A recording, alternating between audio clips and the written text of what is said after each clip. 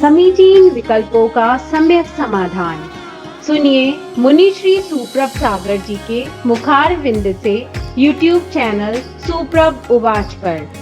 सुभाशीष परम पूज्य श्रमणाचार्य 108 विशुद्ध सागर जी महाराज, सानिध्य श्रमण सुप्रभ सागर जी महाराज, श्रमण प्रणत सागर जी महाराज, पूर्ण आर्जक श्रीमान मानक चंद्र जैन, अनिल सुमन राजा कविता, धीरज सविता आदित्य पूजा विधि जैनम सिद्धम, बज जलश्री बज परिवार छिंदवाड़ा। ओम नमः सतेभ्य। नमो नमः सत्वहितंकराय वीराय भव्याम्बुजभास्कराय अनंतलोकाय सुरार्चिताय देवादिदेवाय नमो जिनाय देवादिदेवाय नमो जिनाय। पंच परमेष्टि भगवान की परम पूज्य आचार्य भगवंत गुरुवर विशुद्ध सागर जी मुनि महाराज की, परम पूज्य मुनि श्री सुप्रभ सागर जी महाराज की।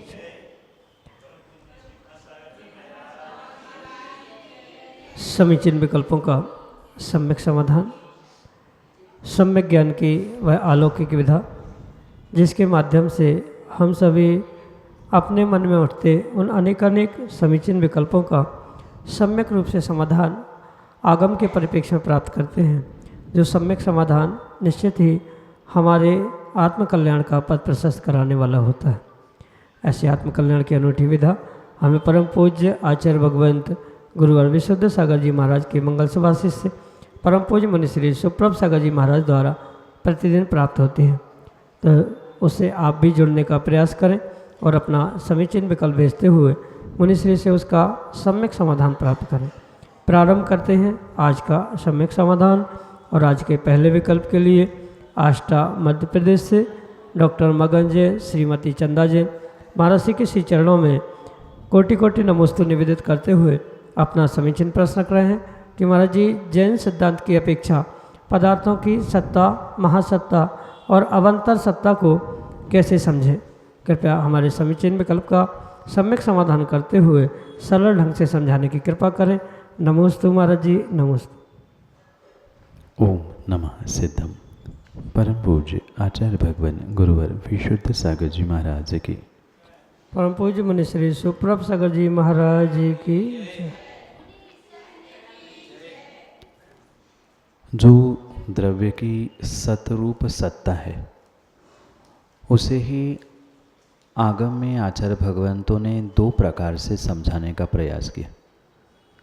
जो प्रत्येक द्रव्य में अस्तित्व गुण है, उस अस्तित्व गुण की अपेक्षा से उसे सत कहा जाता है और वह सत अस्तित्व गुण की यानी होनापना इसकी अपेक्षा से सत्ता रूप स्वीकार किया जाता है। और वही सत्ता जब दो प्रकार से समझी जाती है, द्रव्यार्थिक और पर्यार्थिक नयों की अपेक्षा से, तो उसे महासत्ता और अवान्तर सत्ता के रूप में कहा जाता है।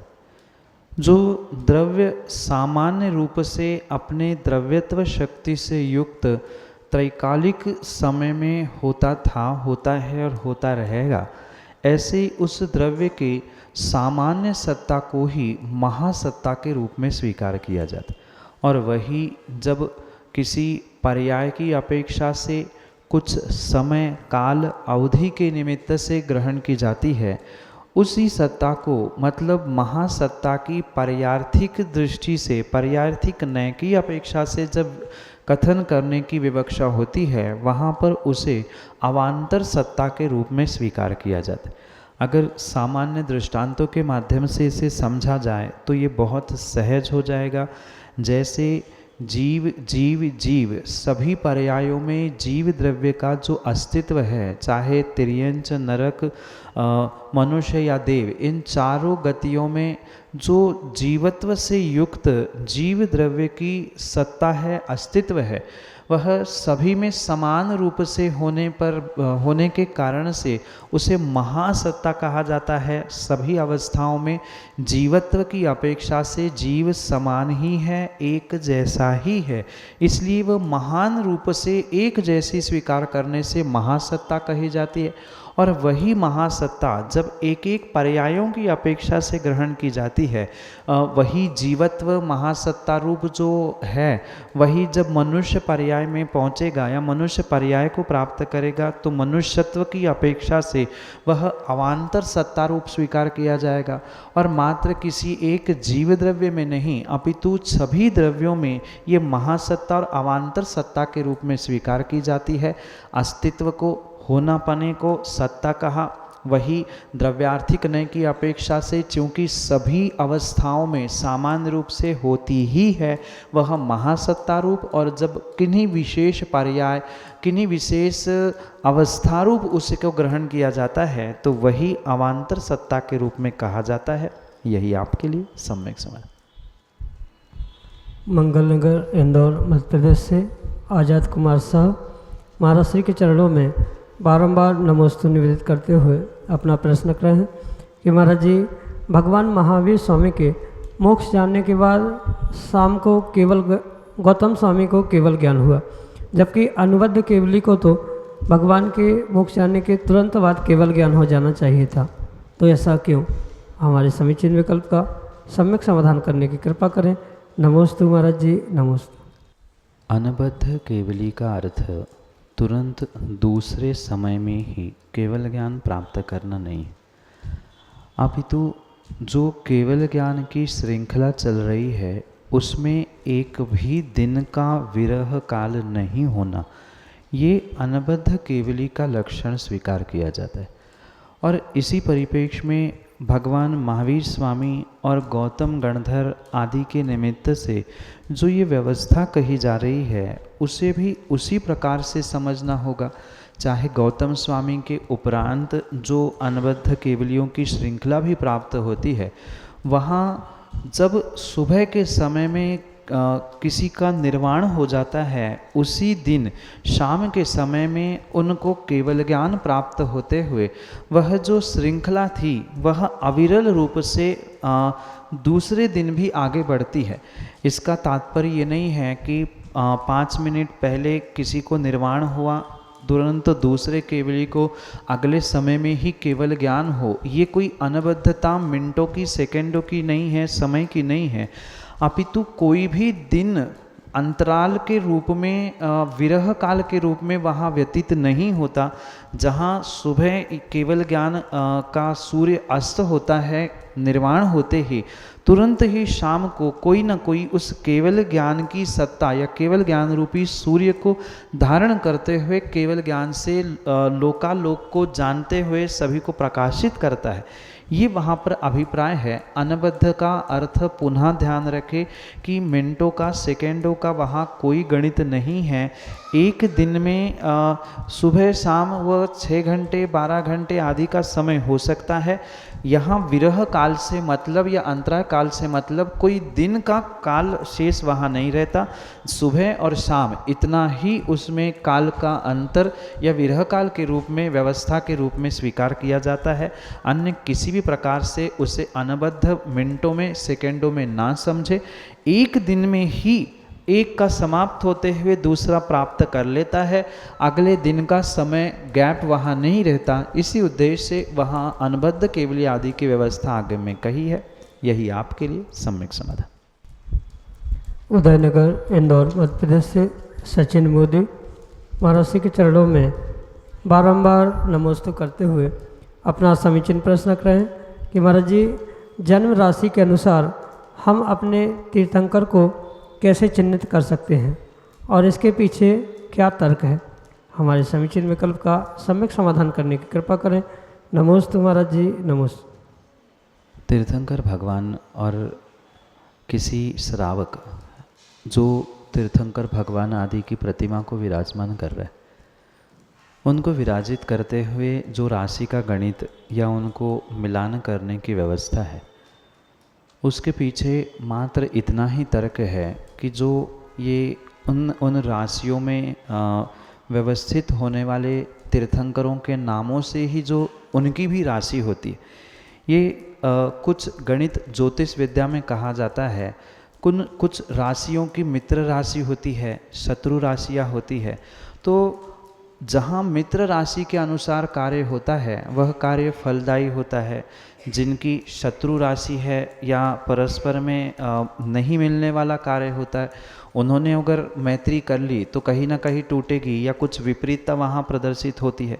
जैसे इंसानों के साथ ये कार्य देखा जाता है, ऐसा ही वर्तमान में तीर्थंकर भगवान की राशि मतलब उनके नाम की राशि से और जो यजमान उसे विराजमान कर रहे हैं उनके नाम राशि या जन्म राशि को लेकर उनमें तारतम्यता बनाने का प्रयास किया जाता है।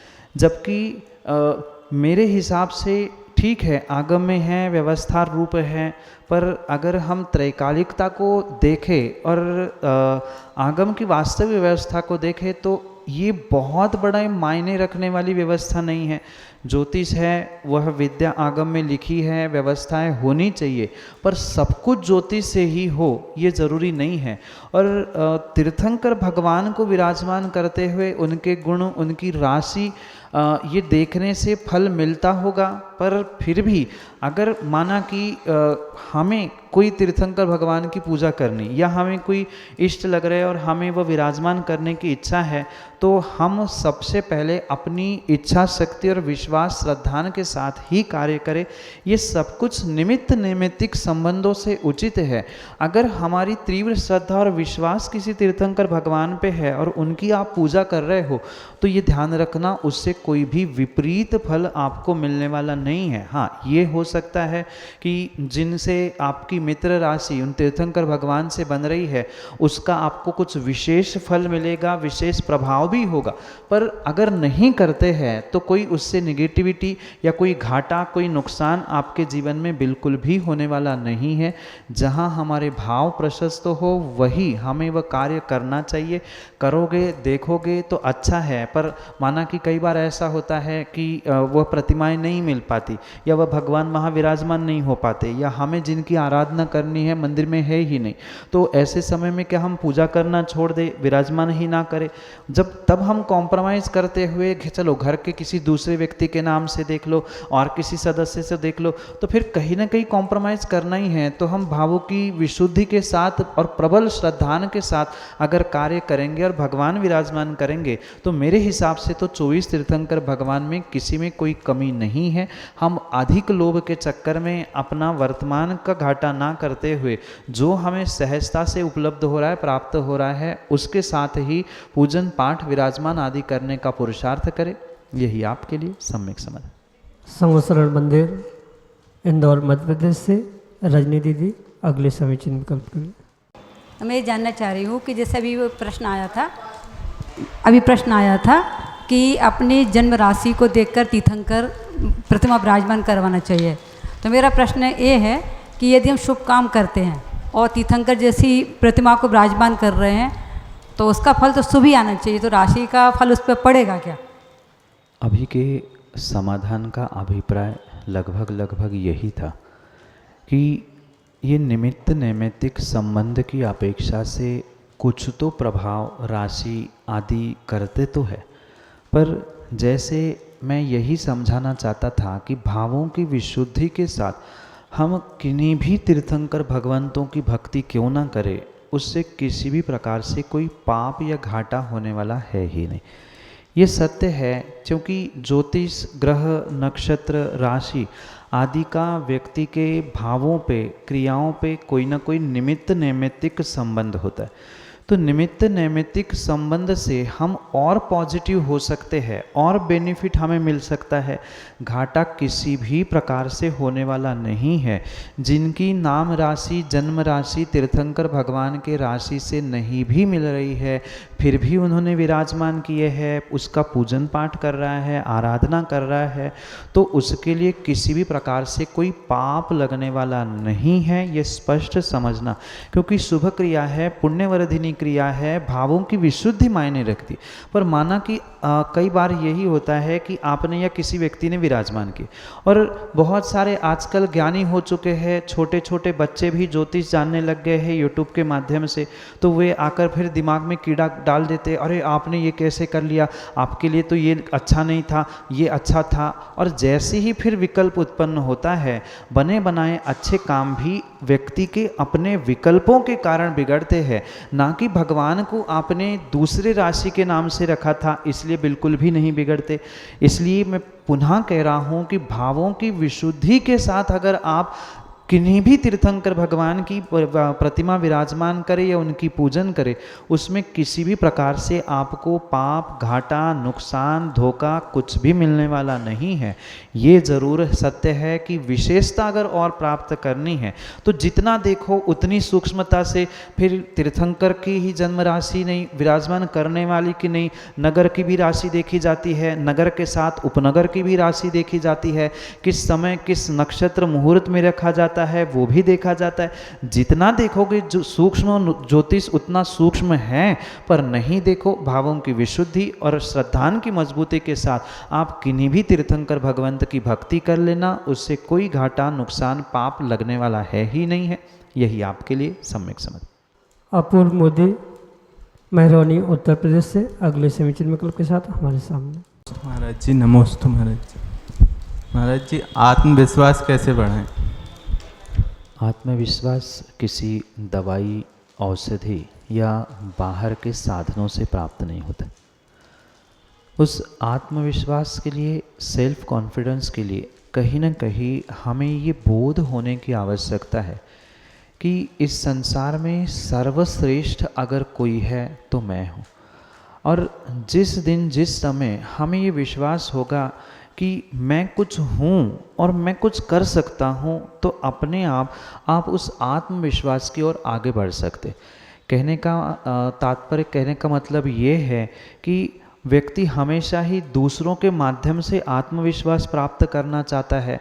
कोई मुझे कॉन्फिडेंस दे, कोई मुझे आत्मविश्वास सिखा दे, तो किसी के सिखाने से, दिखाने से, बताने से आप अपने आप पर विश्वास कर ही नहीं सकते। आत्मविश्वास, सेल्फ कॉन्फिडेंस का अर्थ ही होता है जो स्वयं से बिल्ड किया जाता है, स्वयं से बनाया जाता है। तो हम अपने आप को, अपने विश्वास को कैसे बना सकते हैं, ये तो मेरे हाथ में व्यक्तिगत रूप से है। क्योंकि किसी दूसरे व्यक्ति के लिए कॉन्फिडेंस और आपके लिए कॉन्फिडेंस और तीसरे के लिए कॉन्फिडेंस भिन्न भिन्न विषय है। किसी का किसी क्षेत्र में विश्वास है, किसी का किसी पे नहीं है, किसी को कहीं विश्वास लगता है, किसी को नहीं लगता है।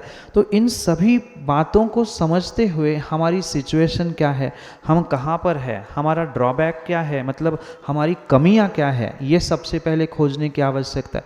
और अगर आपको आपकी स्वयं की कमियाँ, खामियां समझ में आने लग जाएगी, तो पक्का मानना उन खामियों पर ही आप प्रयास करने से आपकी वही खामियां खूबियां के रूप में बदल सकती है, वही खूबियां होगी।